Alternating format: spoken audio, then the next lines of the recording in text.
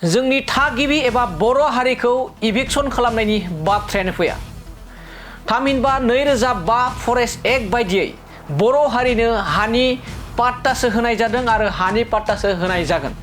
नंगौ, बे समाव बे बाथ्राखौ बुंदों रायजोनि गिबि मन्त्रि डक्टर हेमन्त बिश्व शर्मा बिथाङा, जेराव रायजोनि माखासे ओनसोलाव माखासे जिल्लायाव बेबायदि इभिक्सन जानाया सोलिगासिनो दं। थिग बेबायदिनो सनितपुर बिश्वनाथनि बाथ्राखौ लानानै रायजोनि गिबि मन्त्रि डक्टर हेमन्त बिश्व शर्मा बिथाङा बर' हारिखौ थांखिना बाथ्रा बुंदों दि बर' हारिखौ इभिक्सन खालामनायनि बाथ्रायानो फैयाखै एबा बर' हारिखौ इभिक्सन खालामनायनि बाथ्रायानो फैया।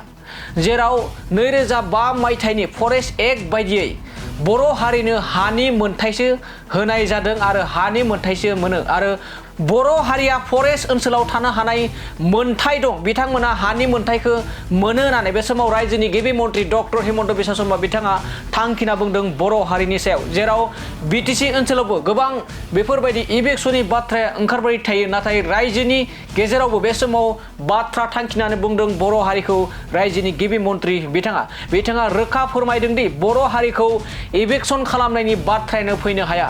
थामहिनबा बिथांमोननो एबा बर' हारिनो हानि पाट्टासो होनाय जायो एबा फरेस्ट बिफानाव एबा फरेस्ट ओनसोलाव हानि पाट्टासो होनाय जायो होननानै बे समाव थांखिना बाथ्रा बुंनायखौ बे समाव नुना मोननाय जादों।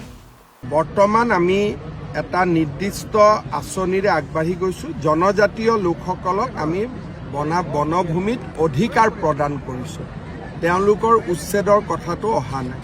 সোণাই ৰূপাই যিহেতু বড়ো সম্প্ৰদায়ৰ লোক আছে, তেওঁলোকক ফৰেষ্ট আইন অনুসৰি আমি তেওঁলোকক ভূমি পট্টা দিয়াৰ ব্যৱস্থা কৰোঁ। ভূমিপুত্ৰ হিচাপে তেওঁলোকে ফৰেষ্ট আইন 2005 চনৰ ফৰেষ্ট আইন মতে জনজাতি লোকসকলে বনভূমিত পট্টা পাব পাৰে।